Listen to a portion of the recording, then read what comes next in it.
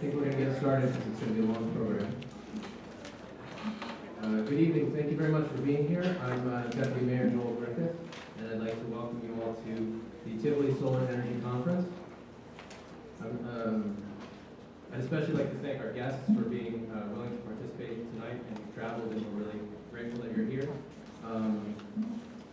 Let's see, I'm going to try, I just met most of you, so I'll try and do it in order. We have Jeffrey Demansky from the New York State Energy Research and Development Authority. Ayez Kiani from Solar City.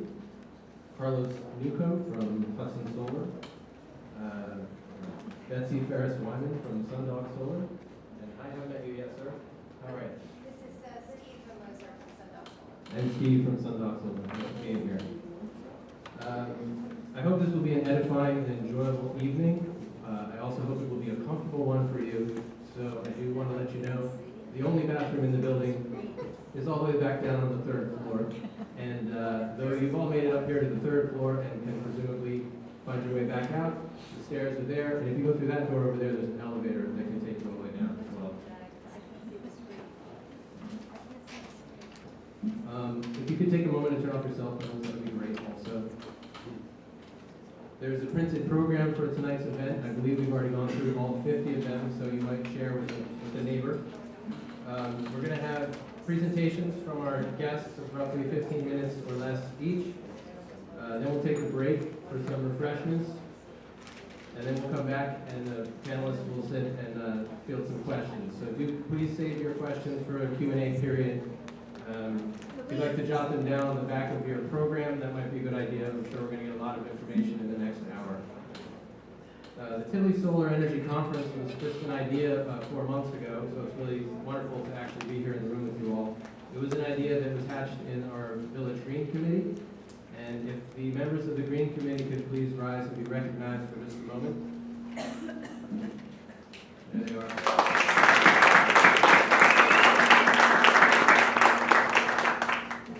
One more thank you to Murray's and Tivoli Bread and Baking for providing these refreshments for tonight.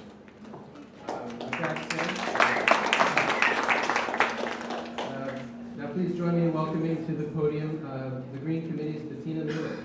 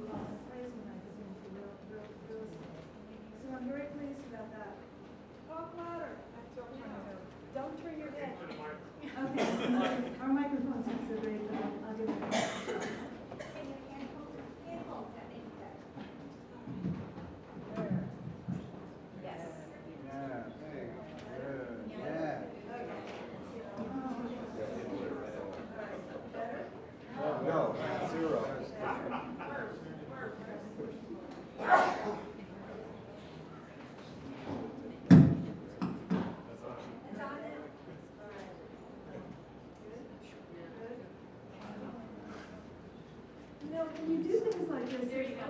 always going to be a problem with technology. Always. Okay. Hello? Hello, hello. You got to hold it down here. Okay. Great. Okay, so, thank you. So why did I make this decision? You know, solar's been around for a while. What prompted me to make this decision? Hurricane Sandy happened, and I couldn't believe that for 3 months people were without electricity and for basic services. They were freezing in those cold early winter days, and I thought to myself, wow, I've got to get off the grid. I want to prepare because this might happen again, and I want to be off the grid, essentially. So how can I get off the grid? Well, solar, I can produce my electricity, and I'm producing a lot of it, and I'll tell you more about that later. But I did find out that you can't get off the grid right now. If Central Hudson goes down, I go down. I'm producing electricity, and I'll show you in a diagram later, but it gets sent to Central Hudson, they kind of bank it, and when I need it, they send it back to me. But if they go down, I go down. The future will be batteries, and these guys know more about this than I do. Maybe 2 years down the road, 3 years, we'll be able to store our electricity in our houses. Just in the same way that years ago, I don't know if you remember, there were mainframe computers that had to be, gigantic rooms and cooled, and now all that memory can, be on your smartphone. So that's the technology. So the second thing that happened to me was I read Chris Hedges' book, Days of Destruction, Days of Revolt. And we have that book in the back, along with some other books from the library. And it just shattered me. That book was really a wake-up call. And there's one chapter in there about coal mining in West Virginia. And, I thought that my image of coal miners was they, put on their helmets, their hard hats. They all got in a big elevator. They went down a long mine shaft to the bottom of the mine. And then 8 hours later, they came back up, and they were covered in coal, dust, and dark. And that was what my impression of coal mining was about. I also found out that Central Hudson at that time was buying their electricity from coal-produced plants in Appalachia. Those are the Appalachian Mountains, and they are, according to Google, the oldest mountains in the world. And that's where we're getting our coal from. And that's how they're mining the coal. They're taking the tops off the mountains. Just imagine if you went down to the Hudson River and you stood there and looked across the Catskills at those beautiful peaks and the silhouettes that we really love so much, and they were all gone. They were all chopped off. So it took me 6 months, and I had solar on my roof. Boom. And it was, we'll go into it in more detail, but it was very affordable, it was easy, it was what I call a slam dunk. So, let me go back. People ask me, the first question they say is, well, how are you doing? How are you producing electricity? And then somebody asked me the other day, well, what kind of panels do you have, and how much kilowatts do you have? And honestly, that's information that's in my files. I really don't know what kind of panels those are. I don't really care. What I look at is what I'm generating. And this is how much electricity that I've generated from January of this year through the fall. And I've superimposed what I did last fall and winter, and that's what I expect to generate. This I see on my computer. I can check the month, I can check the week, I can check the day, I can check the hour. And it's absolutely thrilling. I mean, the sunshine is just making my electricity. And one byproduct of that is that I changed all the light bulbs in my house so that I could save electricity as well. That's the bottom line. That's my electric bill from last month. That's my last electric bill. Zero. I bought zero electricity from Central Hudson. Now, I do have to pay for delivery charges, which is what this $50 is, $25 a month, and that will hopefully go away when I can store the electricity. It's pretty exciting, don't you think? Yes. I think so. So, thanks to Betsy from Sundog Solar, she sent me these slides. Who needs solar? This is a diagram of the population of the world as it's growing from 1960. And we all know that that's happening. The population of the world is increasing, and we are using coal and oil, which are finite. They're not infinite, but the sun is infinite. That's why we all need solar. This is a chart of historical electrical costs. Of course, we all know our electricity, our costs are going up. We don't need graphs to tell us that. And apparently last year, I didn't have to pay for any electricity, but I understand that during the winter, electricity doubled. And it will continue to rise. We all know that too. Now, I had thought that, the Southwest was the only viable place to have solar. I thought that maybe, New York just didn't get enough sunshine, certainly in the winter. Well, it turns out, I don't have my notes here, but it turns out that New York makes as much electricity as Germany, which is the most solarized country in the world. New York. And New York State also has these great incentives, which we'll go through later. Okay, so you need a couple of things for solar. You need to have a roof with southern exposure, or you need to have some land where you can put some solar panels on a pole for southern exposure without any kind of shading. Okay, and then you need a new roof because these panels last for decades. So you don't want to put these panels on an old roof. And if you do have an older roof, put them out in the garden.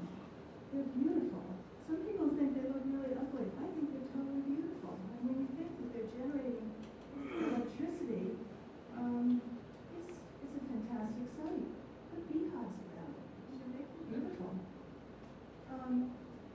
Here's how it works. It's very, very simple.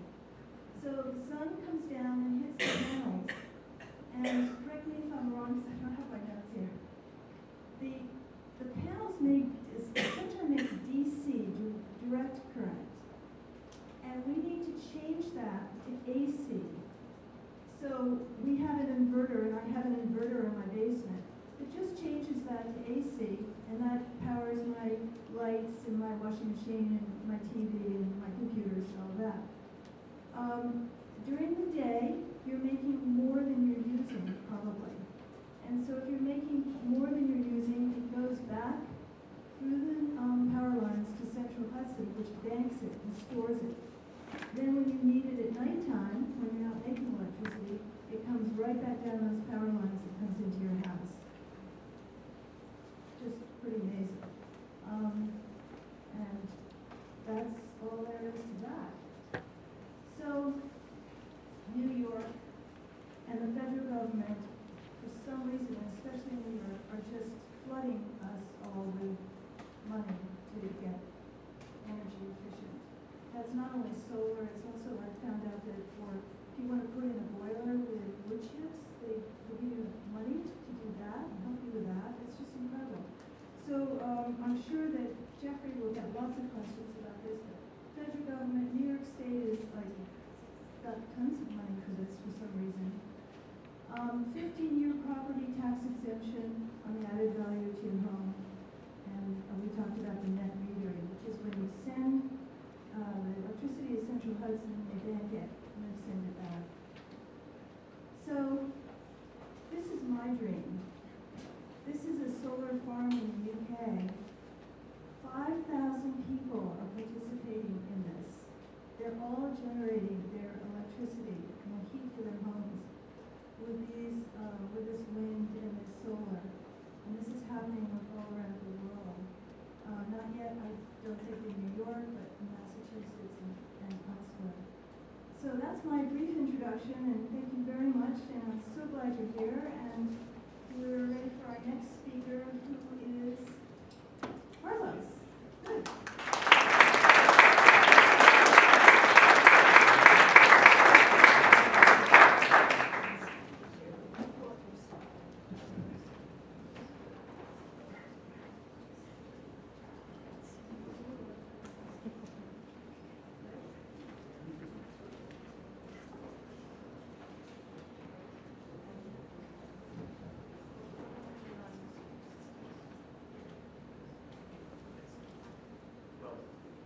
By the way, thank you all for coming. It's really great.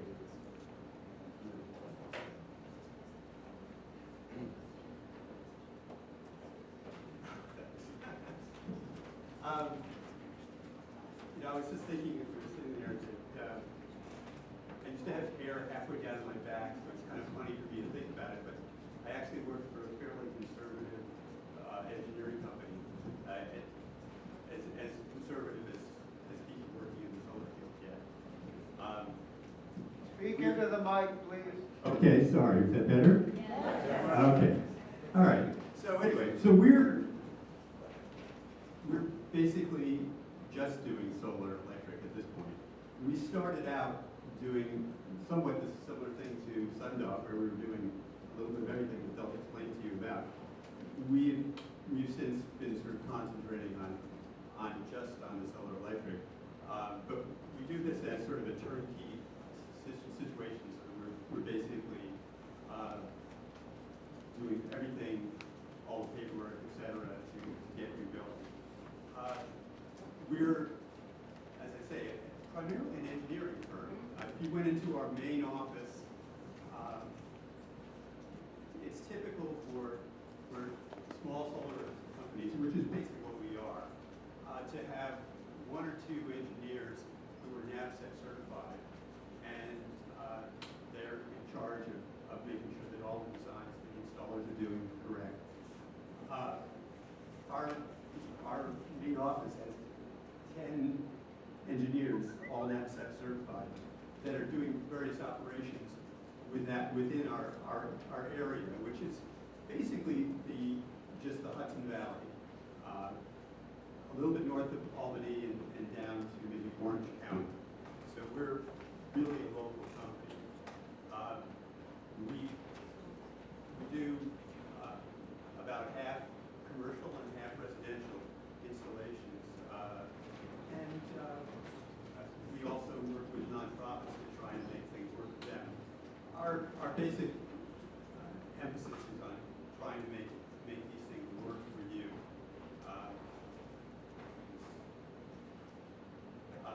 As I was saying, almost everybody in our office, I'd say, is NAVSET certified at this point, except for our office manager who just got her MBA. So can you tell us what that means? A NAVSET certification? Yes. It's a national certification for solar installation with a fairly rigorous test that used to be, that people would take it more than once to try and pass it. It's a very stringent engineering standard, and it used to be that, as I say, you were maybe one or two people in your organization would be NAVSET certified. The president of our company is a certified electrical engineer who also has an MBA from Harvard, but he really wanted to focus the company on really getting engineering expertise within it to be able to tackle the challenges of installing large amounts of solar in the state. Let's see. The other thing, we're one of the older companies in the area. We've been around just about since the net metering law was established in New York State. We started as a small family company. Full disclosure, my brother-in-law who started the company actually my two brothers-in-law. And we made the decision to really focus as a local company rather than with some strategy to go nationwide. We're all from this area, and I really want to make sure that that as many people as want to get installed and get into a solar situation can do it.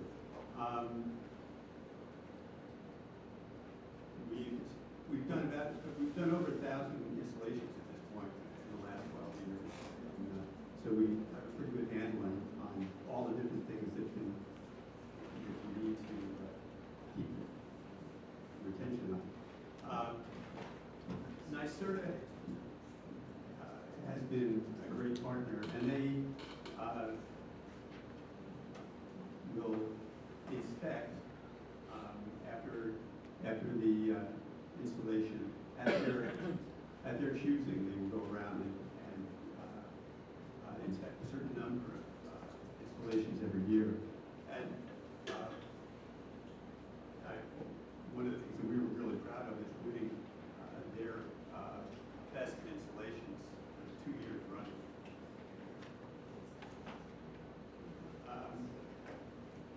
One of the things that we were interested in when we first started the company was actually looking at how to get to net zero. And as a concept, what that is trying to actually produce more energy on your property than you're using. And so, somewhat as an experiment, and also there was a contest going at the time, we designed and built the first commercially carbon-free, zero net energy commercial building in the Northeast.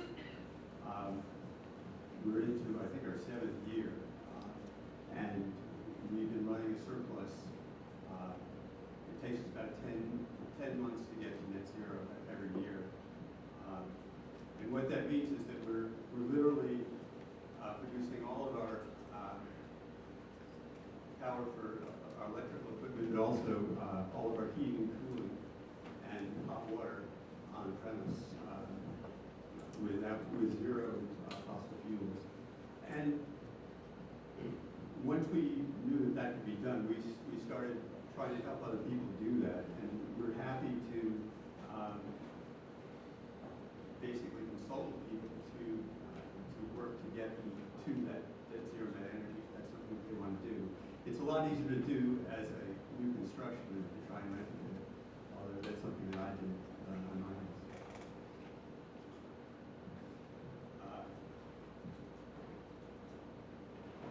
This is basically discussing our zero net energy building. Our total energy bill for everything is essentially the cost of being connected to the grid, which is $265 a year, and we actually at this point are getting that as a credit because we've been using energy consistently for the last 7 years.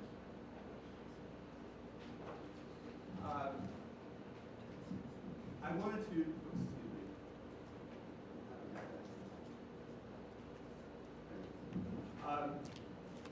Similar to what Bettina was talking about, this is an actual installation that we did, and it kind of gives you an idea of what might be possible in the future. This was done as a special program with NYSERDA, where they passed a law recently in the last 2 years for remote net metering. And what that means is that you're allowed to put an installation on 1 meter and then pass the savings and the credit to a number of other meters as long as you own them all. What that requires, of course, is that you own all the meters, which is not the case in very many situations. But in this particular one, one second.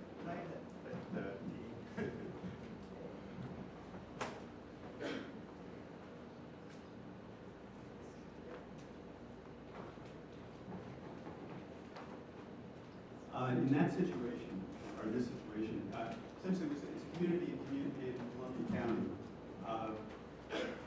with basically 4 special needs, and they live communally, and all of the houses are have meters that are paid for by the central office. So we were able to put an installation in that is essentially delivering power for 19 meters. So it's a 200 kilowatt system that's producing about 225 megawatts a year. But that's enough to basically run this entire community. And what we're hoping is that there's legislation pending in New York to allow community net metering, where people that might not have the best house. I mean, as Tina was describing, you really need to have a house with southern exposure and that has no shading if possible. And some people just don't have that. I mean, sometimes you've got a 100-year-old maple in the front yard you just can't part with, and it's going to hit your roof and basically prevent you from getting solar. In this sort of a situation, you could actually have an agreement with a local farm that had spare acreage. You could actually have the panels installed there, and then have the credit for the energy that would be produced transferred to your meter.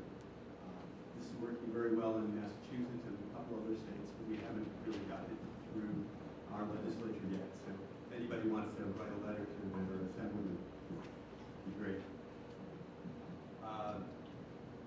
Yes, I would let Frank. Over to you.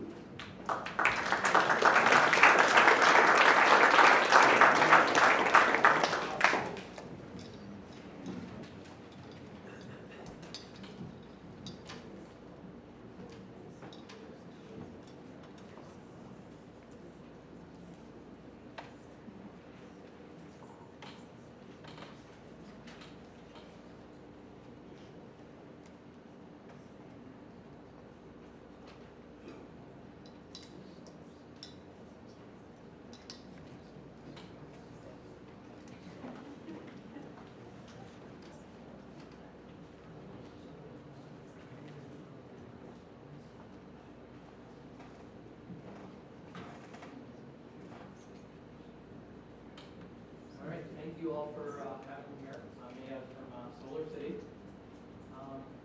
You know, events like these are very important because there tends to be a misconception about solar. Don't want to miss a word you're saying. I got you, Lee. How about this? You're good? All right, let's do it. A forum like this can get out important information that lets people make an educated decision about solar, and it's nice that, you know, some other companies could come here and tell you about it, because, you know, obviously our option might not fit everybody. So, you know, whether you do and get the solar through Solar City or one of the other companies, you're making a step in the right direction, getting off of, you know, the fossil fuel right now. So why choose Solar City? I attached some of the recent installs that I've done, just so you guys have an idea of what it looks like, because that's very important for a lot of people. If I could sum up Solar City in one statement, it would be, if you have the choice to pay more for dirty power or less for clean power, which would you choose? What I mean by that is, what we believe at Solar City is everyone should be able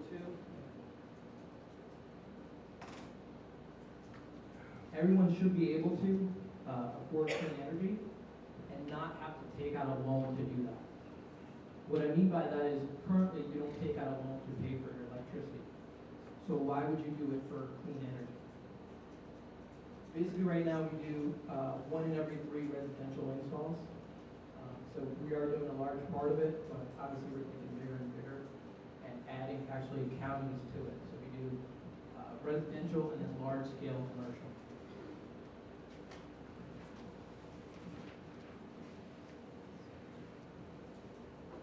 What we believe at Solar City is everyone should have the opportunity to reduce and also reduce their footprint, carbon footprint. That is the goal, whether you do it through Solar City or our other sister company, which is Tesla, which we actually make an electric car. We believe that solar should be available for everybody, whether you're in the Northeast, like the team said, or the Southwest.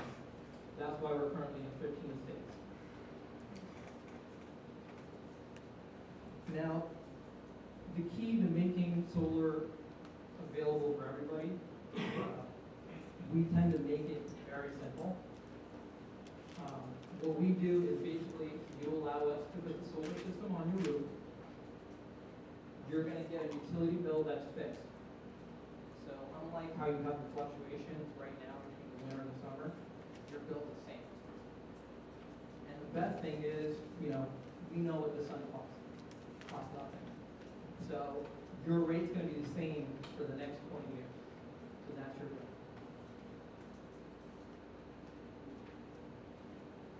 Now, this is something I'm really proud of. It's called the Give Power Foundation.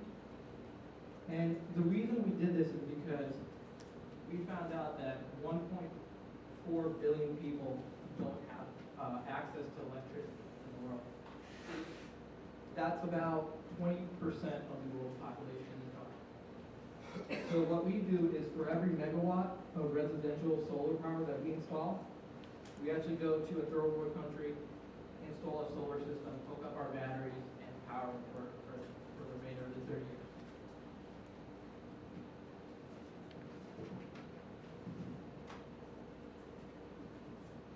This is actually another program that I really like. It's called the Solar Strong.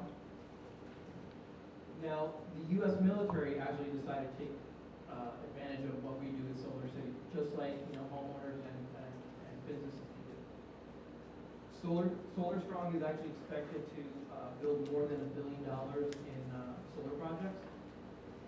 And basically what it does is it makes affordable solar projects available to military housing. And the nice thing is we hire people from the military to work there, so we employ them.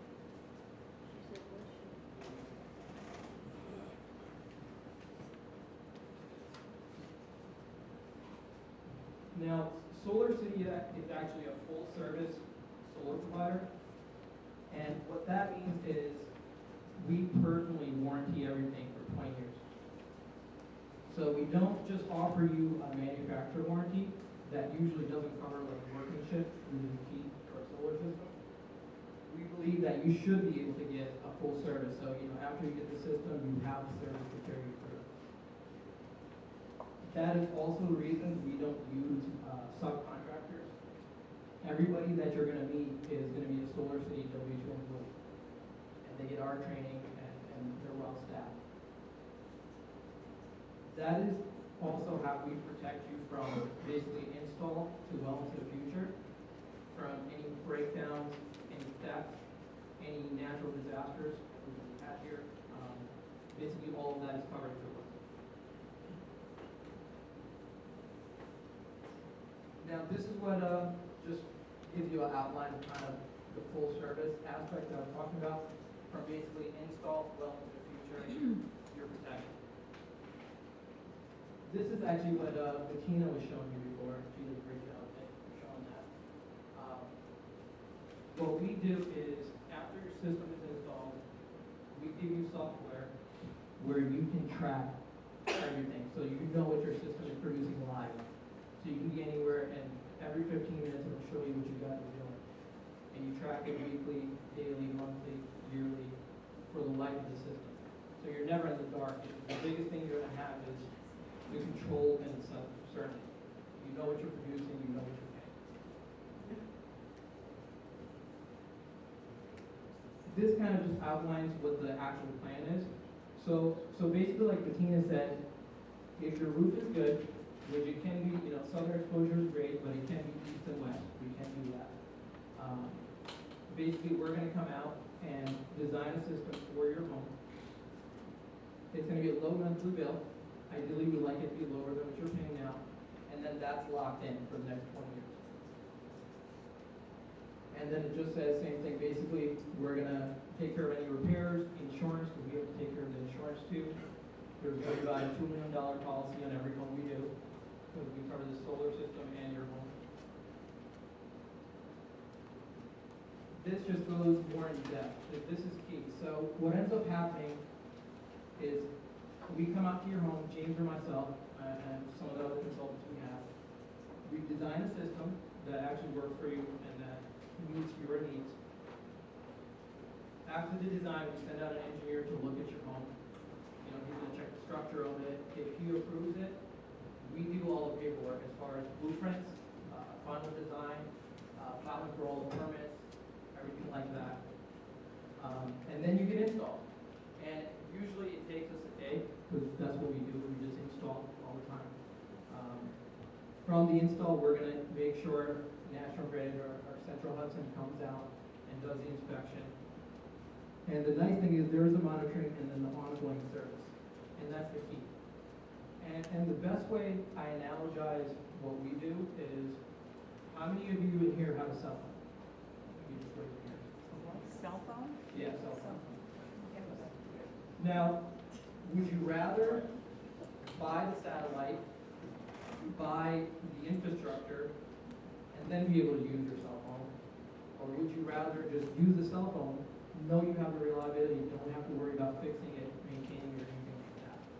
And that's kind of the best way to analogize it, is you don't have to worry about the maintenance. Okay? Thank you guys.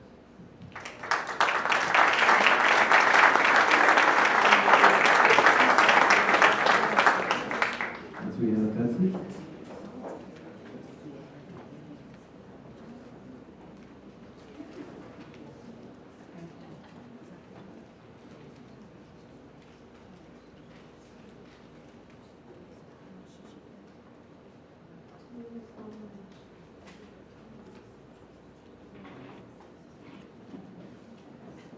Hi everyone, I'm Betsy Wyman from Sundog Solar, and I think it's great you're all here. This will give you a really good introduction to solar, and that's the first step. We do have 3 different companies here, and we're all a little different, so I'll tell you a little bit about my company. So we're Sundog Solar, and we're in Chatham, New York. Yep, that's our team. We have been in business since 2004, and we have, I think some of the slides got a little misordered, so I'll just tell you real briefly. We are located in Columbia County, and we've been in business since 2004. We sell a lot of different things. We don't just do photovoltaic. We also do some other things which I'll tell you about. But we've also done plenty of photovoltaic. We've installed hundreds of systems since 2004, and I'll tell you a little bit about that. We also do solar hot water systems. You don't just have to make electricity from the sun, you can also heat your hot water from the sun. And we do plenty of that as well. We also sell heat pump hot water installations. This takes the ambient outside air and heats your hot water with it. It's a very efficient way to heat your hot water. We also sell solar thermal hot air systems. You put these systems on the side of your house, the sun heats them up, and then you get hot air in your house, so it warms your house in the winter. But don't worry, it has a thermostat, so you're not going to get too hot. Okay, we also do closed cell spray foam insulation. So why do we do all this stuff? Well, we like to look at a house holistically. We want to look at the whole thing. Your house may be suitable for solar, but if it leaks like a sieve, maybe you should think about insulation first. So we look at the house as a whole house, and we also ask you about your lifestyle and your goals, and then we come up with a recommendation based on your responses. So we're not a cookie cutter type company. We don't just say, this is the only system we sell, and this is it. No, we're going to try to create a plan for you that is really for you and for your house and for your needs. So we are a local Columbia County business. We've been in business since 2004. We were voted the best renewable energy company in Columbia County by the Register Star in 2014. We do a lot of outreach to the community. I go to a lot of these events, and my boss, Jody Rail, is very much about giving back to the community. So I love that Solar City does a lot of international projects. We try to do a lot of local projects. A lot of times, if you come to our place in the summer, you'll see a lot of young kids running about. We have a lot of interns that come in and do different things with us, and we like to work with Questar and the other, VOTEC organizations to reach out. We also do a lot of teaching. I myself do some solar thermal teaching at Ulster County Community College and some of the other community colleges up here. And so reaching out to the community and giving back is also in our company program. We are also committed to being carbon neutral. Now, unlike Carlos, who was lucky enough to build a carbon neutral facility, we bought a 20,000 square foot factory that was a complete energy hog. And we said, we can't stand this, so let's fix it. So we put 127 kilowatts of solar. We also put solar thermal hot water systems. We spray foamed the whole thing. Let's see, what else did we do? Oh yes, energy efficient lighting, that was key. And we put in, I think we also put in upstate New York's only solar thermal air conditioner. This is pretty cool. We have 300 tubes, evacuated tubes on our roof, and a solar concentrating dish. It looks like something from like NASA. And all of this creates so much heat, and it goes into a chiller. Now, chiller technology has been around for a long time, but it usually runs on propane. And we said, you don't have to run it on propane. You can do it with solar thermal. We partnered with a firm in Georgia, and it was up and running, and Steve was doing some of the wiring on that. And that keeps us cool during the summer. I mean, who would have thought? You can keep cool by using the sun's heat. Now, it doesn't work for probably small residential houses, but what our point is that you've got to look beyond the panel. Solar panels are great, and we use them, but there's more out there, and you have to think about that. We have a full in-house support team, so in addition to having our crews, and I was telling someone, and I don't know where they are, our truck is powered by vegetable oil. We took a diesel truck and we converted it to run used vegetable oil. So we get the restaurants to give us the vegetable oil, we filter it. We also burn it in our veggie oil boiler. So we don't use propane anymore. Propane would be our alternate energy. So we really do take the idea of being carbon neutral to as much as we can. And we've also got a NABCEP certified photovoltaic installer and a NABCEP certified solar thermal installer. Someone was asking what NABCEP means. It's the North American Board of Certified Energy Professionals. And Carlos was right, these are really tough tests. Not just anyone can become a NYSERDA, a NABCEP certified installer. But I did want to point something out about NYSERDA. God bless NYSERDA. You guys are great. Because we are all overseen by NYSERDA, you are guaranteed a good system, no matter who you go with. You're going to make, because they come out and they inspect all of the work that we do. So, I mean, NYSERDA plays a very vital part in New York, and we appreciate all their hard work. Okay. Now, some of the reasons for maybe working with Sundog Solar, or as I would say, options. Life is all about options. We have system options, we have mounting options, and we have financial options. You're not tied into any one thing. We work with you in a number of ways. Now, is it true that Solar City will only do roofs? Do you only do roofs? No, we'll do ground up. Oh, you do ground mounts? Yeah. Okay. So we do a roof mount. This is a typical roof mount. This was in, this is Don's house, and this is in Galatia? Galatia. Anyway, it's a beautiful system. You can see all the trees are in the back, so there's no shading, and there's lots of sun, and it's on the south side, which is just what you want.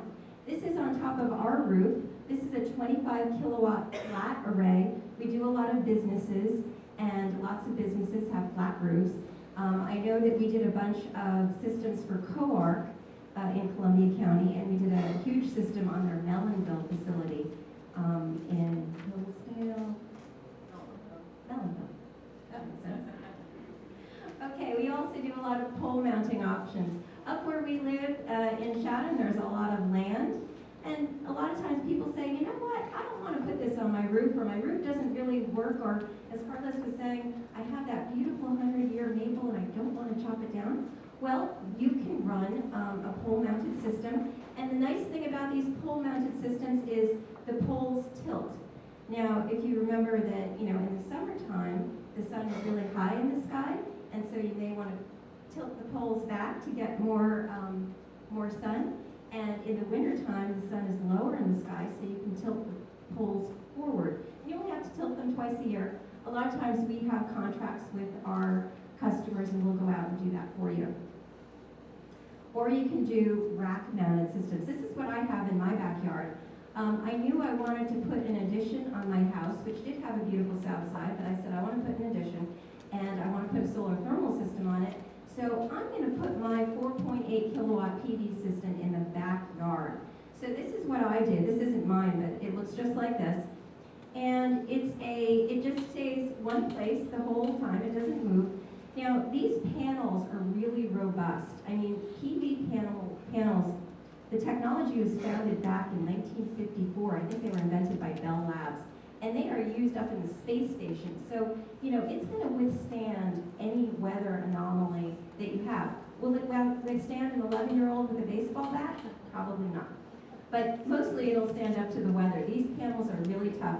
And that's why almost all of them have a 25-year manufacturer's warranty.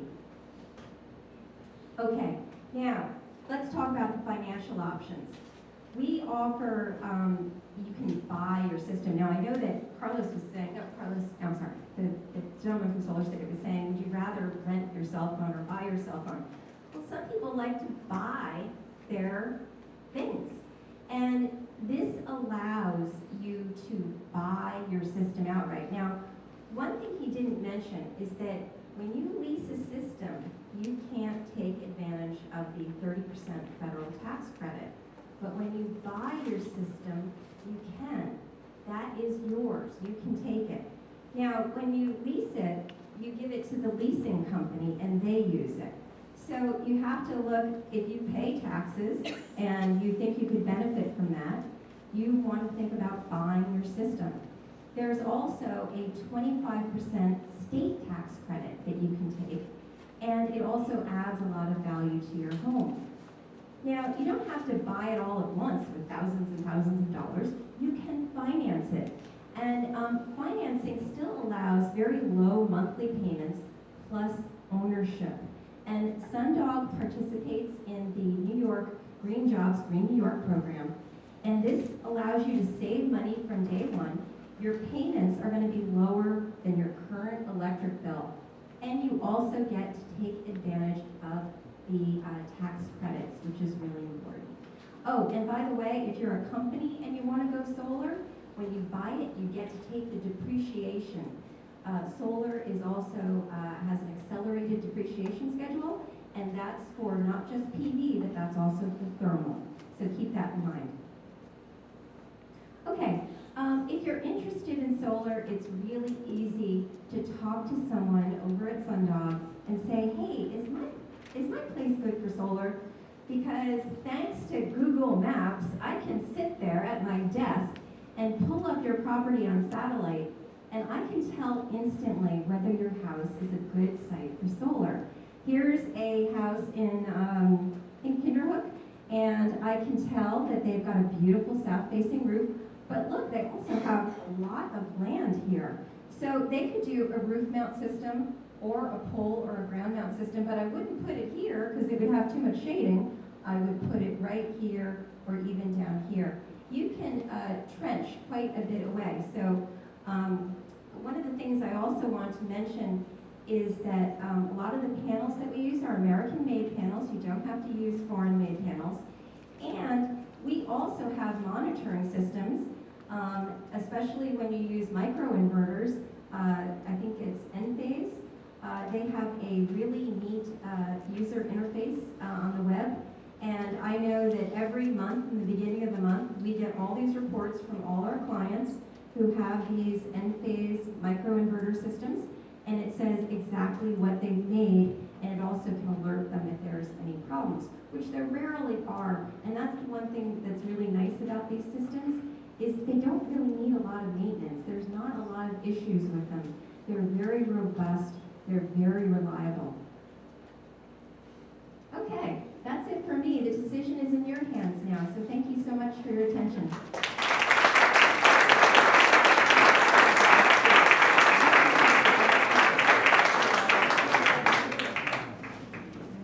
Testing. Okay, and last but not least, please welcome Jeffrey Devansky from NYSERDA.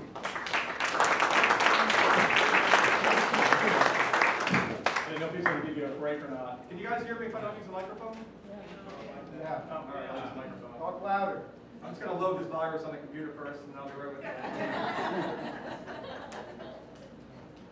So I got to break news to you first too. To keep me talking about is if I am NYSERDA. I'm actually not NYSERDA. I'll explain that shortly. Thank you so much. I'm also not very technically savvy apparently. Get that thing in the hole. Thank you.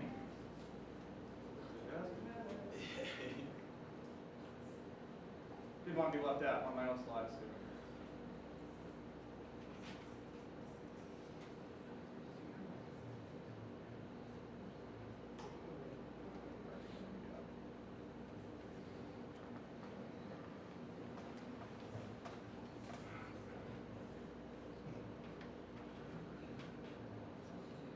This is like a test. You can just verify that I have some skills. That's what it's all about. Can he navigate a computer?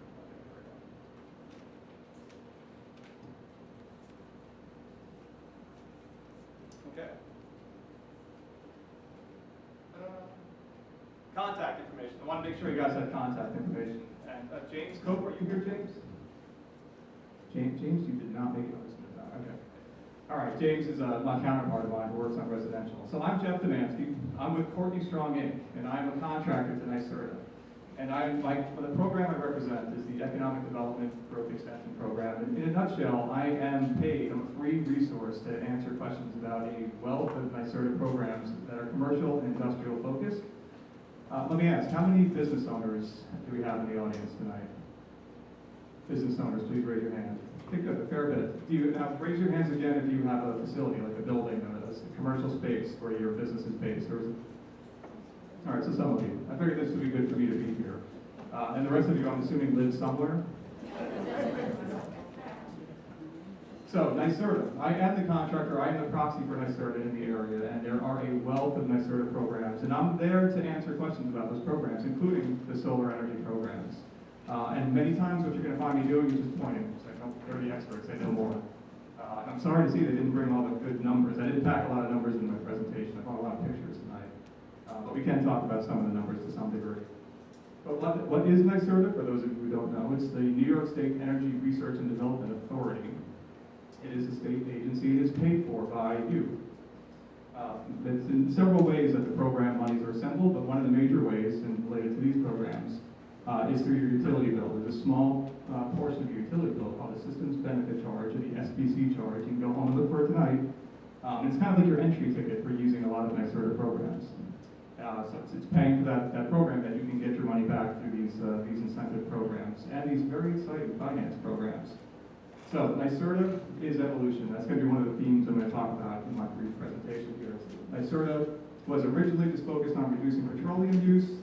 For many years, it moved into the energy efficiency, renewable energy space, but it is an evolving space. You're going to hear, when you start paying attention to NYSERDA, if you're not doing so already, that there's a lot of talk about the move from just incentives to financing. So I'm so glad to hear you talk about financing, because that's really very, very exciting. It's very new, too. NYSERDA is not your local utility. They have a lot of great programs too, especially for the business owners in the audience.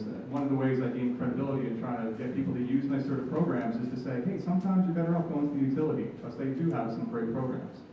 Homeowners can swap their refrigerators through the utilities too. They get a rebate for the old refrigerators. NYSERDA is contractors, and I'm one of them to represent that. And these guys, as NYSERDA contractors, it's an important thing to know is that when you go through and use a NYSERDA program, probably 9 times out of 10, you're going to be interfacing with a contract with the NYSERDA. It's the way that they operate efficiently. It's the way that they use those dollars more effectively.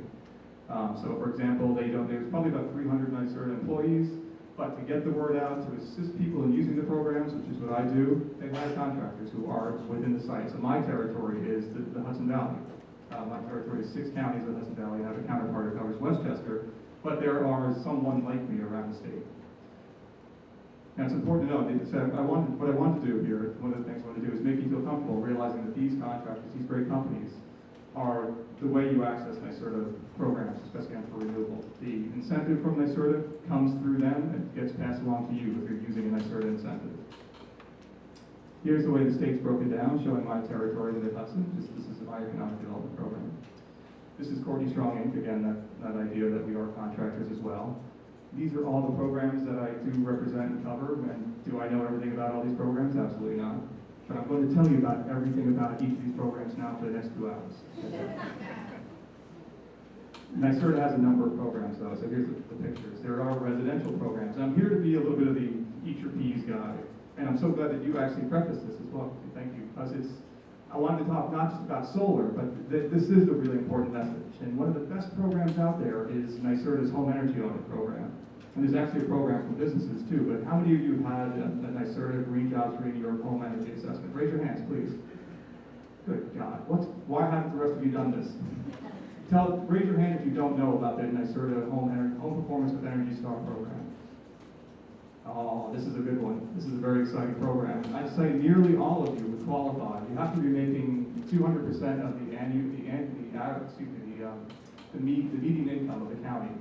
So you have to be making more than twice of the median income to have to pay anything for a very intense, very cool analysis of your home, where you fill in a simple application. Matter of fact, it's gotten even simpler to do this program. This is exciting evolution of NYSERDA. It used to be you had to get your utility bills, summarize them for 12 months, fill in the application, mail it off, wait for the offers. They're making it easier and easier. You can go to a link now to the NYSERDA site, fill in some information, identify a contractor, and they'll work with you to get all the information you need, and then you qualify for what is a very intense home energy audit, which identifies all those cool things that you really should do. Like, Bettina, you talked about changing your light bulbs. Reduce your energy use. It's great. I mean, seal up the house. Think about it. It's not just for keeping the heat in, but it keeps the cool in the summertime too. So you have to use less air conditioning, less electricity. So many great strategies. That's what this report can do. I will come and have a word with each one of you if you don't look into this program and use this program. So use the Home Performance with Energy Star program. And the reason I was looking for James Cope is that James is the Dutchess County representative from a company called Rupco, and I have his contact information at the end. You can contact James, and he's there to help you to hold your hand to get through that program. There are programs for municipalities. There are programs for commercial businesses. So different types of commercial institutions, including small businesses. There's a free energy assessment for companies that have less than 10 employees. It's not as intense, it's not as cool as the home energy performance program, but it gives you a report, and both of those programs, similar to what was mentioned for solar, give you access to not only some incentives for farms as well, not only incentives, not only the grants, but what they really want to do, what's really exciting, and you'll hear about the New York Sun initiative, because now I've said it, and now you'll notice it when you hear it talked about on the radio. It's one of the governor's initiatives, and they really are pushing the installation of renewable energy in the state in many forms for all users. And the way they're doing this is they're trying to make this a no out-of-pocket experience, a cash positive experience. Here's a short slide about what the Small Commercial Energy Assessment Program is. It is a free energy assessment. You have to have well, don't worry about the details, but talk to me. I guess one of my other major themes is talk to me if you have questions. That's what I'm here for. But the exciting thing is the Home Performance and Energy Star program, the Small Commercial program, and now, very, very excitingly, this is really cool, and I hope I'm not using that too much, but it is this year, you can now finance your solar program through NYSERDA, through your utility bill.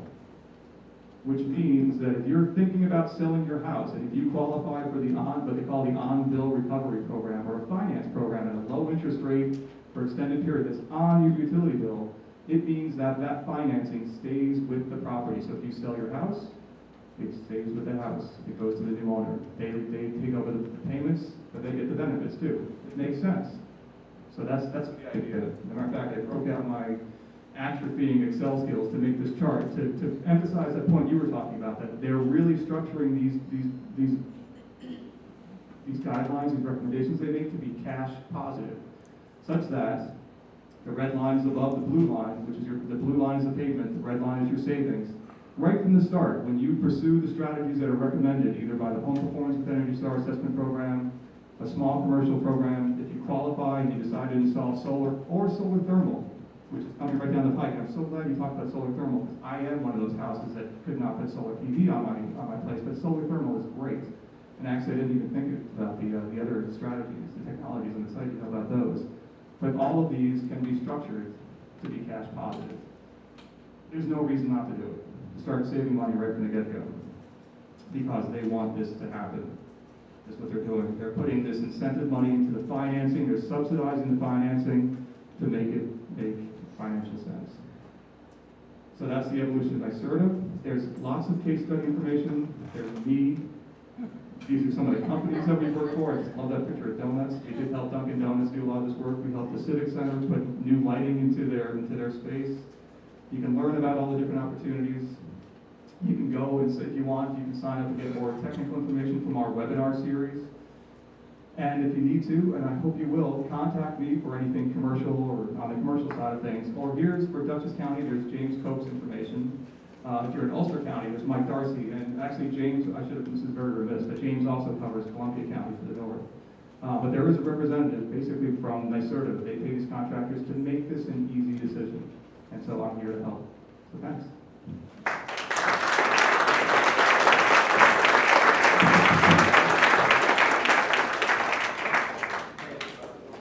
Okay, so we've got some refreshments over here. We'll take 5 minutes, and then I hope everyone can get back in their chairs, and we're going to throw some questions at our panelists.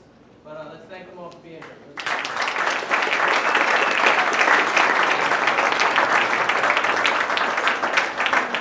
Answer the question, jump right in. I'm happy to pass this microphone back and forth, but you've all spent some time with it, and it's not my favorite microphone. So, Tivoli, you have some questions. Trustee Susan Israti. I always feel like we ought to ask this question. We've done the panels, 25 years have passed. They started deteriorating, they're not working. What is the disposal plan? Are there toxic materials we have to be concerned about? Should I repeat the question? Yes. Susan's asking, we've heard about the 25-year lifespan. What happens at the end of the 25 years in terms of disposal? Are there toxic chemicals or this kind of thing?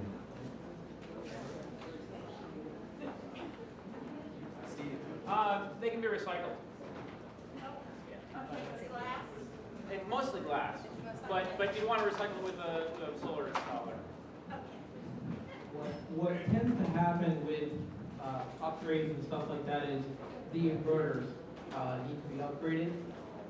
A lot of the inverters, like a solar edge inverter, which is made in the USA, only lasts about 9 years. So when it does die, we need to replace it. That's what I mean. That's what Solar City does. And then at the end of the 20 years, if you don't want those panels from us, like I said, we have that program overseas where we put them on a spool and they still get 10 years out of it. So they get used. And then you can upgrade to whatever system you want at that point.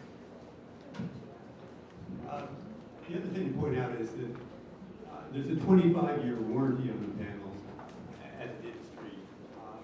some panels will last longer than that, but I mean, a good panel actually should probably last, over 40 years. So they've got quite a long time before they're going to need to be changed. I agree that the inverters tend to be the only thing that really breaks down. But again, a good inverter, should last over 15 years, and most of them have a mean time of failure of 25 years. And everything can be recycled.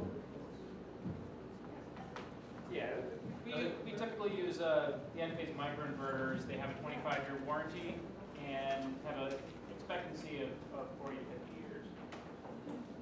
Sir? Everything I've read to date states that the panels don't last. Locally, there's two companies that went out of business that made solar panels. One in Kingston plant, and one in Highland. So you're telling me now, this gentleman here just mentioned 40 years. I don't think you have the background to say it's going to last 40 years. I mean, so far they haven't shown that it lasted 25 years. Actually, And you're telling us now it's going to last 40 years? So the question is, if the company goes under before 25 years, then what, right? That's your question? Well, I think that's a good question. Yeah. even below 20 years, I mean, especially if I pay for the system, it doesn't last 20 years. The predominant panel that we use is made by SunPower. They're, I think, in their 27th year at this point of existence. They also own quite a number of facilities with lots of different panels on it, so they're pretty good at determining what the longevity of these things are. And they're fairly confident that they're going to last, that the SunPower panels are going to last 40 years. Not prove it today. There haven't been any panels that are. Because you haven't been in this business for 40 years. Right. Okay. We haven't been in this business, but my boss has panels that he bought from 1970, and they're still working. There are plenty of panels, and they're up in the space stations, that were put on decades ago that are still working. I don't know about these two companies and why they made panels that didn't work, but I know that the traditional polycrystalline panels work for decades. I think that's a valid concern. I mean, the best way I analogize it is, my roof is, when I get it, they say it's 30 years, it's good for 30 years, or 40 years, whatever it may be. But the first clause in the manufacturer warranty is based on install, how the install was done. So that's always important, how the install was done. The other factors that are important is, like you said, the technology changes, and that's why I bring up the inverters. They constantly need to be upgraded. The other thing is, what I'm excited about is Solar City just bought a plant in Buffalo, so we're going to be manufacturing panels in New York.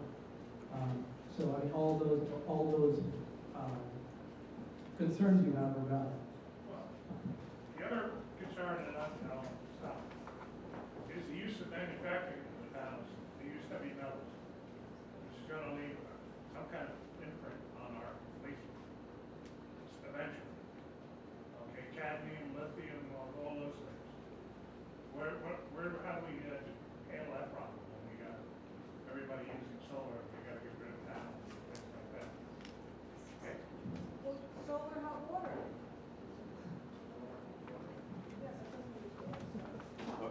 Yeah, solar hot water panels have, aluminum, copper, glass, sometimes fiberglass, and foam insulation. They don't.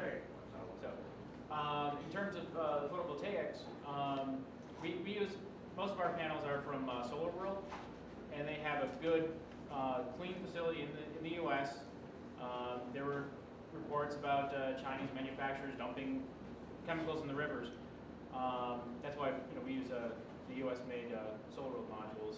It's one of the oldest companies, solar companies. They actually made the panels in the 70s. They were Arco back then. They've changed names over the years.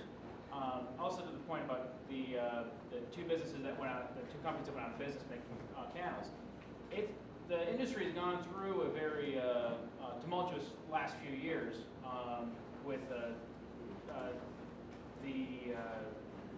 industry ramping up for a lot of installations in Spain and Germany, the U.S. So when all these companies were booming,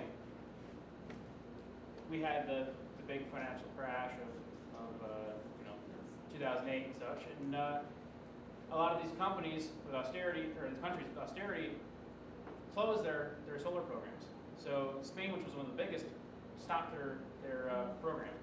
There was a big flood of modules on the market. The prices fell to an extremely low price. I mean, they're a little bit higher now than they were at the lowest point. At that low point, a lot of the companies went out of business. A bunch of the companies like BP and Sharp, they decided, we're just gonna get out of the solar business. We have enough other stuff going on, and they just closed their solar business.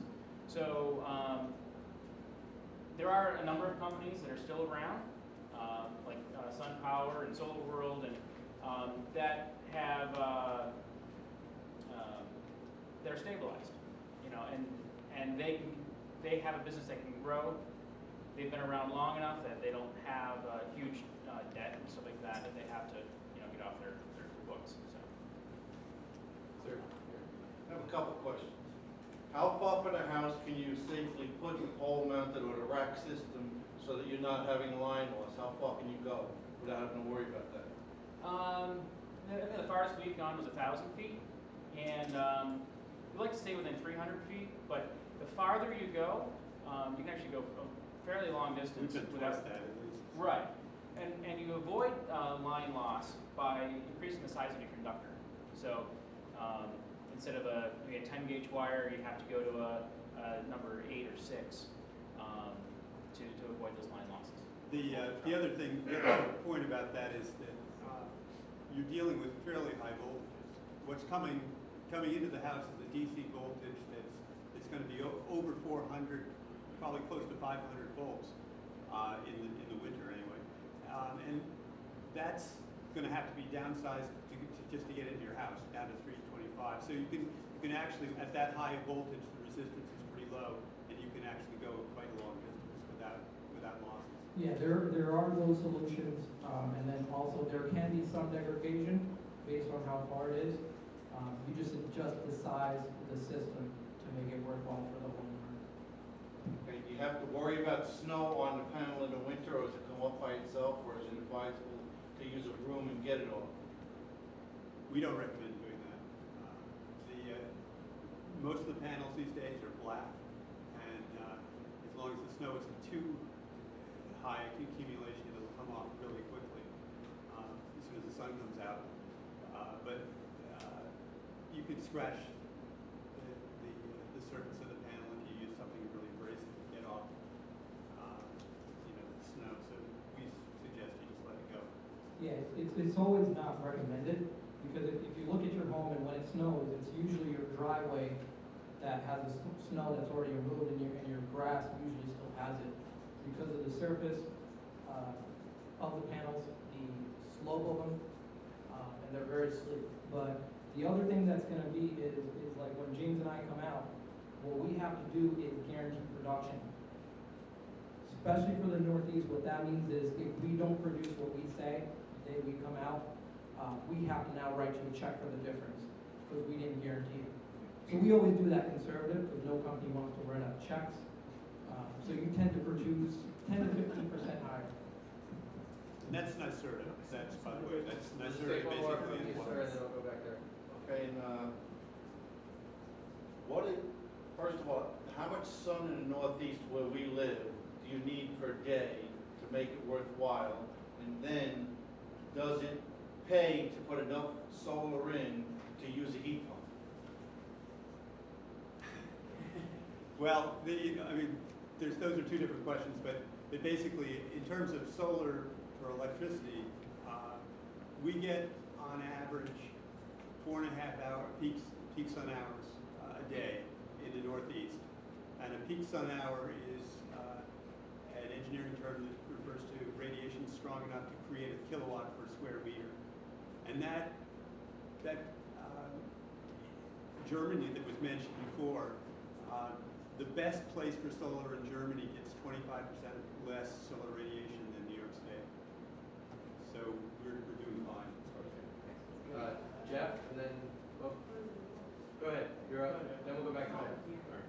So, I mean, I think there's a couple of questions, maybe a little bit more technical.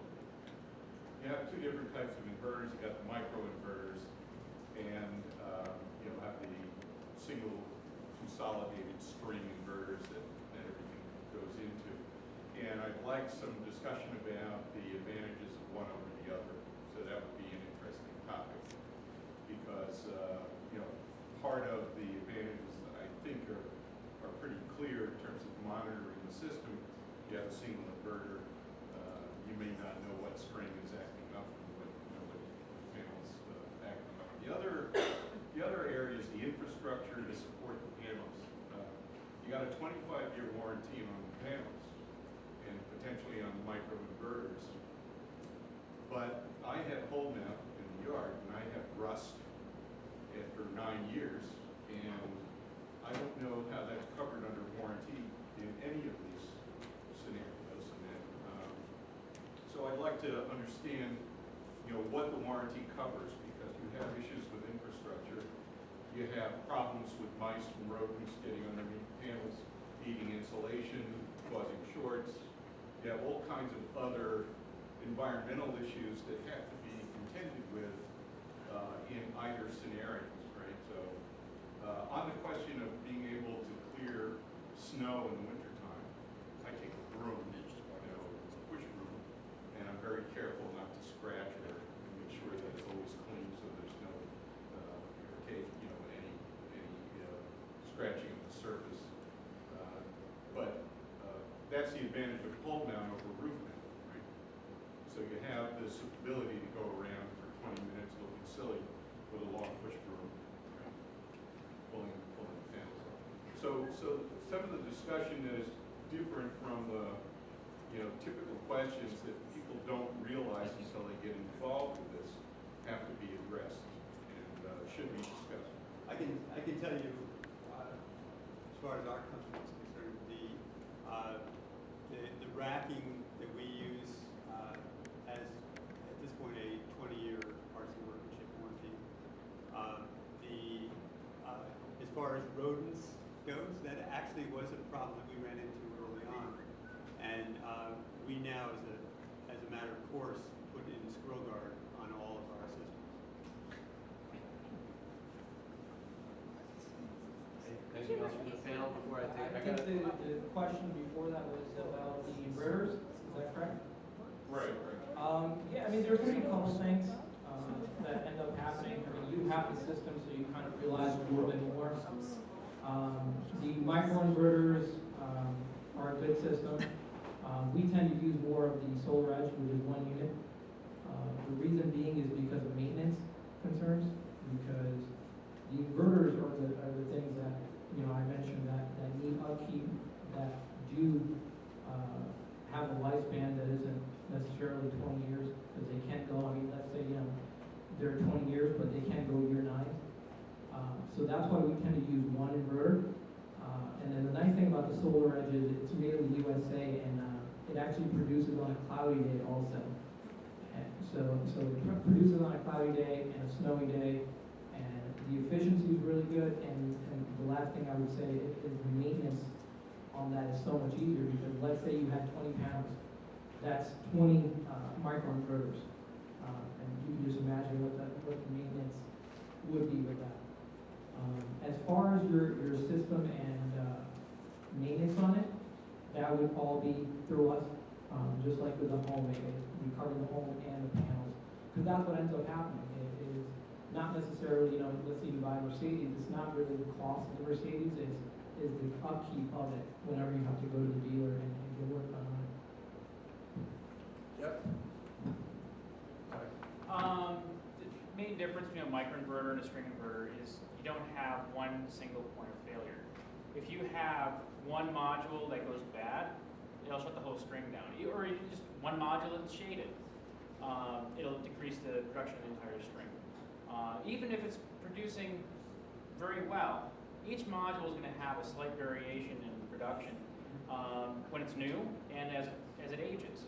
They're going to produce, and anything on a string is going to produce as good as the lowest producing module on that string. So with a microinverter, each module is independent. Each module can add power as low as 1 watt. So even in cloudy days, you're still producing. Some string inverters won't even turn on until it gets up a few hours in a day. Especially if you have little shade from trees over here, you have to wait for the whole string to be in the sun. In terms of maintenance, a string inverter, yes, you have maintenance. Oftentimes they have fans, they have heat dissipators. You have to keep them clean, keep them cool. And that may require yearly or every couple of years dusting them, just like a computer and tower or something like that. The microinverters are kind of like a tablet. There's nothing in there to clean. You have the inverters underneath the modules. There's no maintenance on them. You don't have to clean them every year. They're underneath the modules, and because of that, you don't need a space in your basement, or if you don't have a basement, in a room where it's going to sit there and hum all day. So they're quiet. And they do have a 25-year warranty. If we have to come out and replace one, even after our 10-year warranty, so we offer a full 10-year warranty on the whole system, even in year 24, we come out and replace it, Enphase will actually pay us for the labor, so you don't have to pay for labor for us to replace it. Okay, Jackson, I'll come over to you, sir. He's been waiting quite a while back there. I guess this may be more for Jeff at this point. If we in Tivoli wanted to put up a neighborhood array, when do you see that as something that's coming down the pike that we could do that? And what would be the process? And would we each be contributing some dollars, in essence, buying our respective shares, or as many shares as we wanted to purchase into it? Can you give us a little bit of idea, rather than each of us putting our own system on our own homes, whether they be appropriate or not, and trying to get as much insulation as we can, and instead find an ideal spot that's a community-based spot? No. It is a great concept, and there is a lot of interest and there is activity in trying to develop that legislation, but it's not in place yet. But there is a lot of pressure, and writing a letter to get the legislation passed is a really good step to get there. There's no doubt about it. As is, there's other things that you could support, include other finance strategies. So I'm sorry to not be able to give you more detail on that, but stay tuned and press for it, because it's something I personally would like to do as well, having a house that was only suitable for solar thermal at this point in time. We're probably 2 years at this point, realistically. So third row, and then we'll go to you, sir. Under the buy option, do you also offer a maintenance contract, or is that included in the base price? Yes, I mean, it is included in that NYSERDA requires, for instance, that we maintain everything for at least 5 years. We do it for 10, as you guys do. The panel manufacturers, the rack manufacturers, the inverter manufacturers all have the ability to do long-term maintenance warranties as well. A lot of them are moving now to 20-year warranties. Yes, whether you do the option that I spoke about or whether you buy them from us, you still get the same maintenance no matter what. Now, if you're asking about tilting poles and stuff like that, we offer it both ways. So we do a per year maintenance contract or built in for pole tilts. Actually, I'd like to get back to the question over here about your heat pumps. Yes, you can put a system in large enough to accommodate a heat pump in a house. It all depends on the house. I've seen some homeowners that have let's say a geothermal heat pump, and it's a well-insulated house, well-designed heat pump system. They only needed a 5 kilowatt system to run their whole house. And I've seen the extreme where they needed a 30 kilowatt system to heat their house. Electric heat's even worse. You know, it's much more power. It's twice the power than a heat pump. One of the things that we look at when we look at a whole house is you may want to take out those window air conditioner units, put in like a mini split heat pump system where heat and cool, take off some of the load of your fossil fuel use, that's definitely possible. We also do the heat pump hot water heaters where it'll air condition your house while it's heating your hot water and dehumidifying. It's a win-win-win. Thank you. Someone in the front. Yeah, do you have anybody have any experience on the resale value, whether it increases with solar electric installation? Well, according to the Journal of Real Estate Appraisal, they say for every dollar that you're saving in renewable energy, it adds $20 of value to the house. But that varies from region to region. I do know that if you own your system, it tends to be easier to sell the house than if you lease your system. Because if you lease your system, then that lease has to be transferred to the new owner. It's just another level that they have to go through.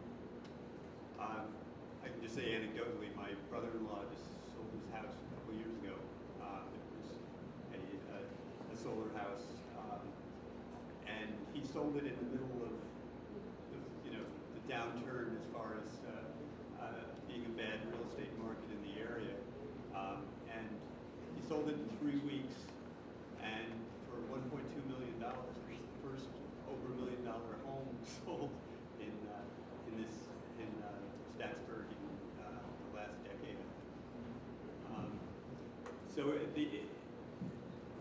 We've run into a number of customers who have sold their houses, and almost all of them have reported back to us that it was much easier to sell the house, and there was they were able to get the price that they wanted.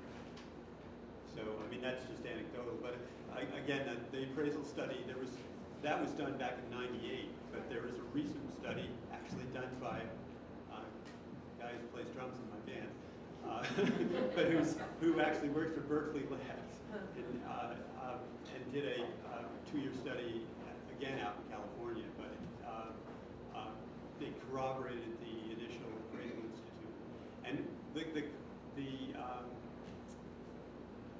the idea is that someone could afford to pay a larger sum for your house without changing their budget if they didn't have to pay a utility bill.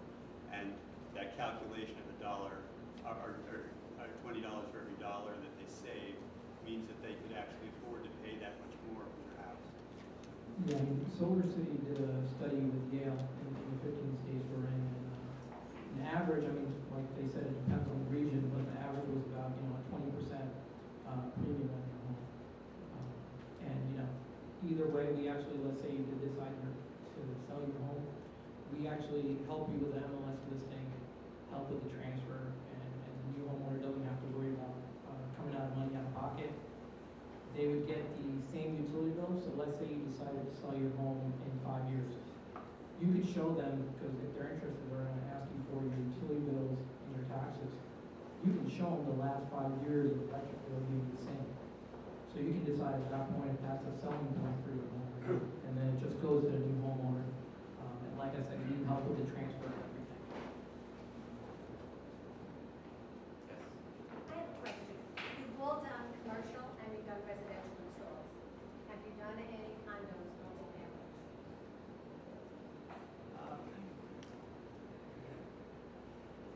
The only one I can think of. Question again? I was asking if they have ever done an install for solar panels on condominiums. I live over in Tivoli, so my question was if anyone has done an install at the condominium level.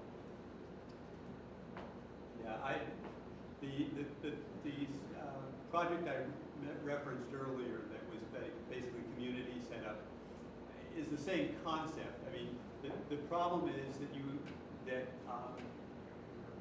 either have to split up the system into each meter, or you have to, the meters have to be owned in common by a single entity. So if you had a neighborhood situation where your condo set up a situation where all of the bills for all of the meters were paid by one entity, then theoretically you could do it. And then we were successful in getting that done for the community. So there's no reason why it couldn't be done that way, but that's the only way you can do it right now. Because otherwise, it's everybody has their own bills. Right now we all have our own meters. So much, I understand this, if we decided to have one meter that was being paid by the association, it would be a possibility. But they'd also have to pay your utility bills. Yeah. In other words, everybody's utility bill would have to be paid by one entity. Okay. So if you all agree to do that, then you could set up a single array for the entire building, and all of the savings would accrue to each one of the meters. Would we still be eligible for the federal and state tax deductions? You mean the tax credits? The tax credits, Yeah. yes. You know, I think that the reason why a lot of these condos are not done is because it gets very tricky. You know, who does own the tax credits? What were you going to say about it? Oh, I was going to say it depends on the condo and how it's set up. I mean, if you have 2 or 3 apartments in one building and you each have your own roof, then it's simple. Right, no. We have 6 pads. Right. Each pad is 16 units. Okay. So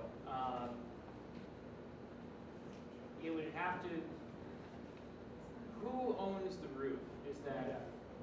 That's common property. So That's it's common not- property. That's the association. Because we have looked into it, I mean, we're looking into it in Florida, there is a lot of condominiums there. The best example I can do that I've personally done is townhomes. It requires a little bit more paperwork for me, because you have to determine the wall, and then with the HOA, you have to go through a board and everything like that. Those I've been able to do. Condominiums, like I said, is more for Florida. The other thing that I wanted to address is tax credits. When you buy the system, yes, you get a federal tax credit and a state tax credit. But you obviously have to come up with initial investment. With the other options that I was talking about, where there isn't money out of pocket, you actually still get to keep the state tax credit. Because we actually don't need subcontractors. So you get to, even with no investment, keep the New York State tax credit. So I just wanted to address that also. Private residence. Can you talk about the future, specifically about the battery option? Like Hurricane Sandy was mentioned, and when that happens here, technically you're off the grid and the solar panels won't do anything because we buy it ourselves. Is that gonna come anytime soon?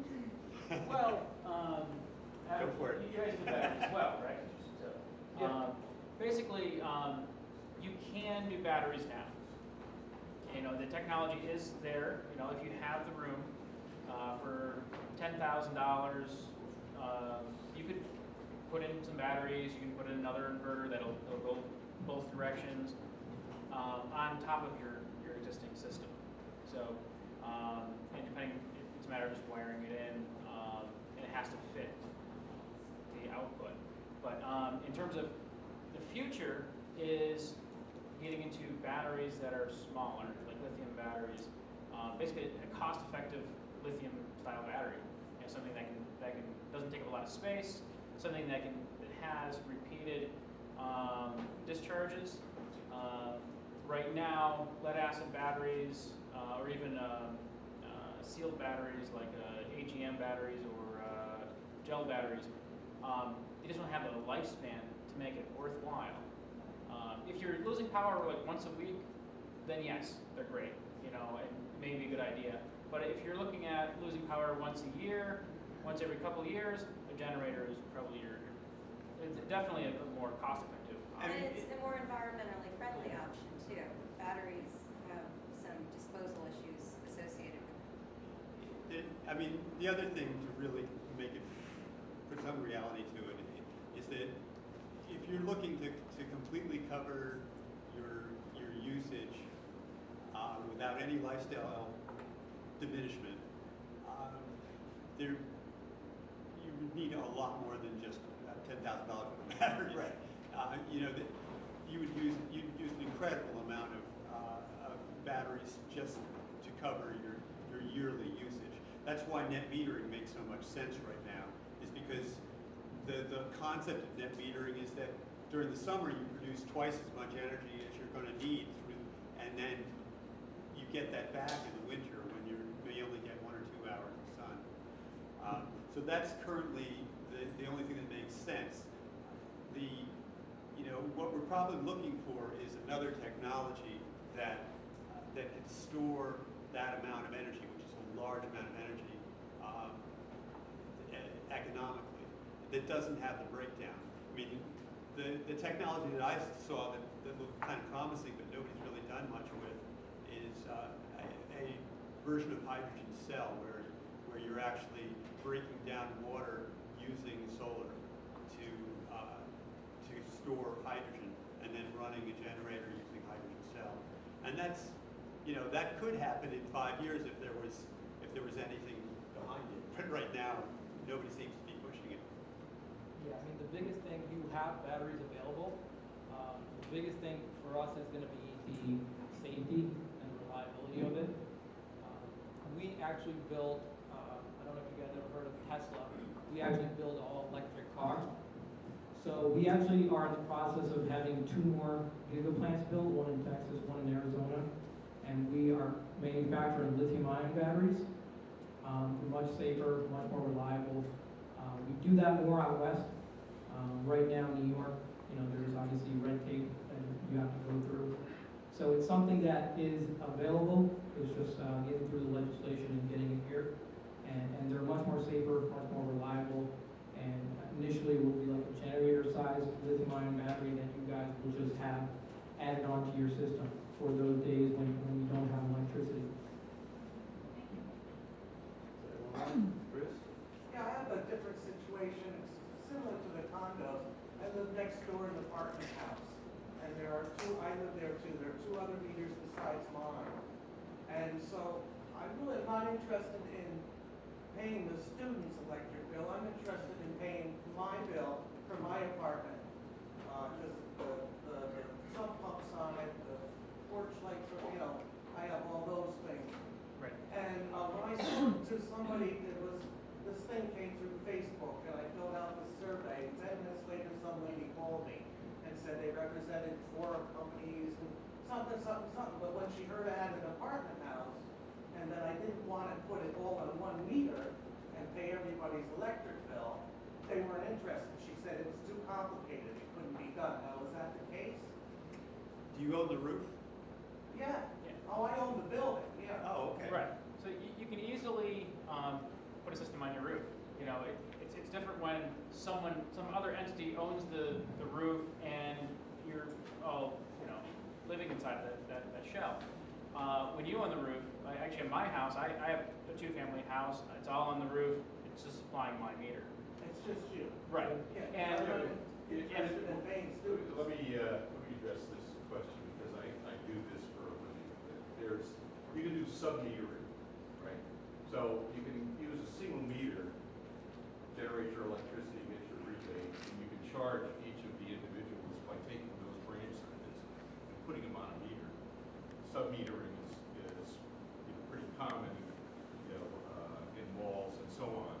So it's really trying to divide up your utilization by your tenants so that they just pay whatever they're Well, there's a large apartment upstairs, and I don't think Right. it's I mean, $600 bill, electric bill, because it's electric heat. Right, so what they consume, as long as you can identify that circuit, you can put a meter on that circuit and a sub-meter on that circuit. I can even tell you where you can get those meters, but I'm a bit interested in paying my electric. Is there one more question out there?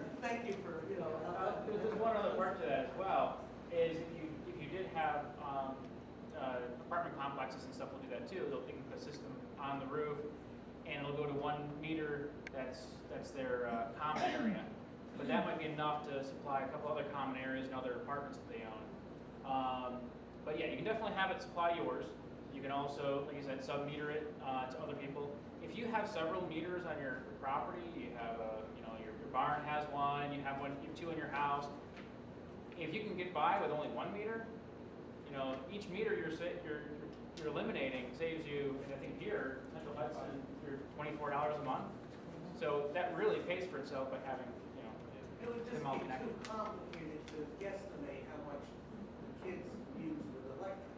And they would use more too, because I pay for the water. Right. And if they had to pay for the water, I know they wouldn't use as much. Yeah, no, you can just do your meter. Yeah.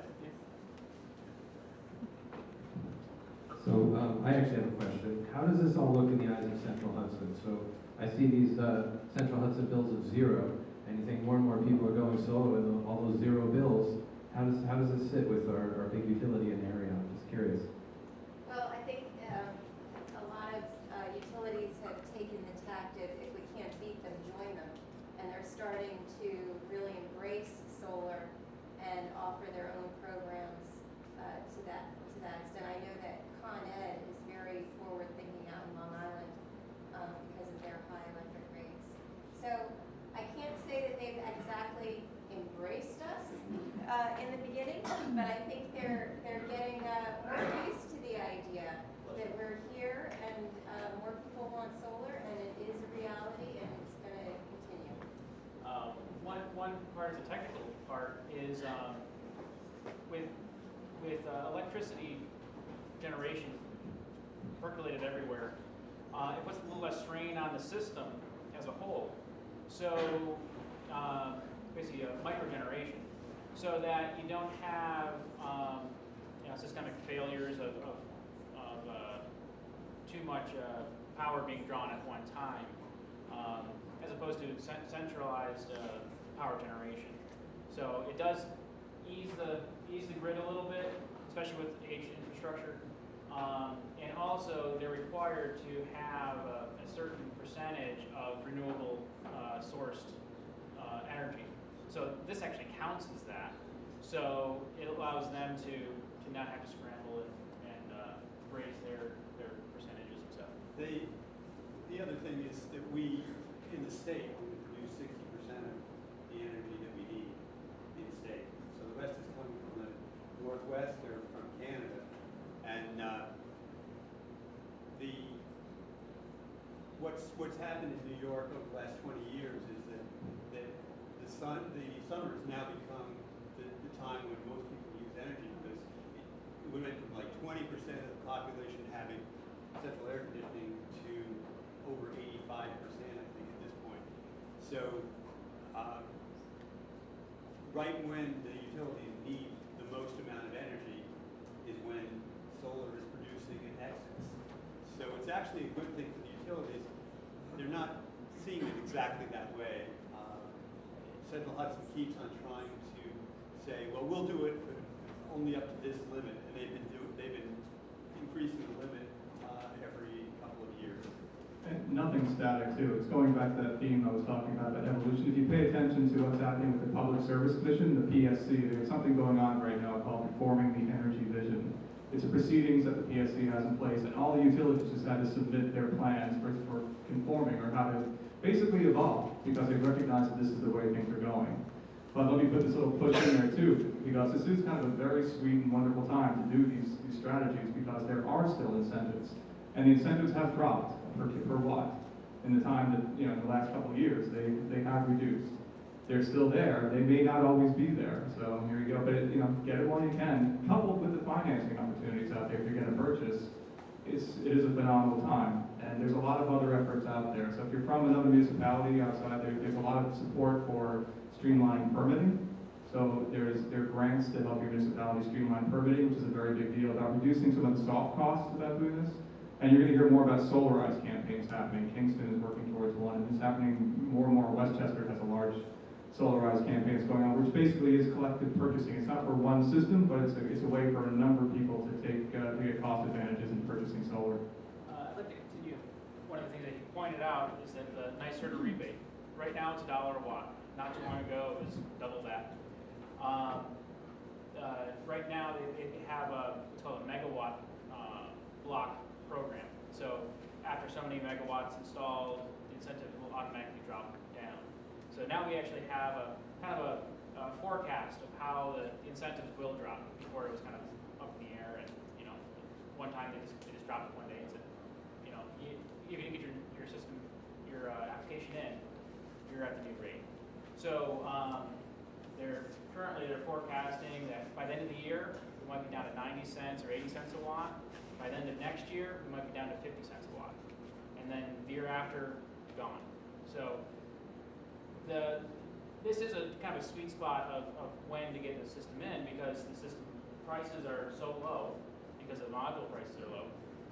And the industry has been working very, very well to cut soft costs, all the extra stuff other than the modules and the inverters, and labor and healthcare and everything else is just going to go up. So, and insurance and everything else. So, the system prices are soon going to probably rise again, and incentives are going to go down. The federal tax credit right now is 30%. In the year 2017, dropping it to 10% unless things change. And so it's the early bird that gets the worm. In the back. Hi. So there is a limit to how much juice you can produce? Central Hudson only buys so much, or No, do they have a system that's bigger than what you really actually need? the NYSERDA has a 110% limit, so you're not supposed to design a system that's going to produce more than 110%. So you can go up to 110%. Yeah. Okay. And that used to be anyway enough to cover your connection fee. Yeah. Okay, so I'm going to close the conference formally. We want to thank our guests for coming. Please come back to Tivoli soon. We really appreciate you being here tonight.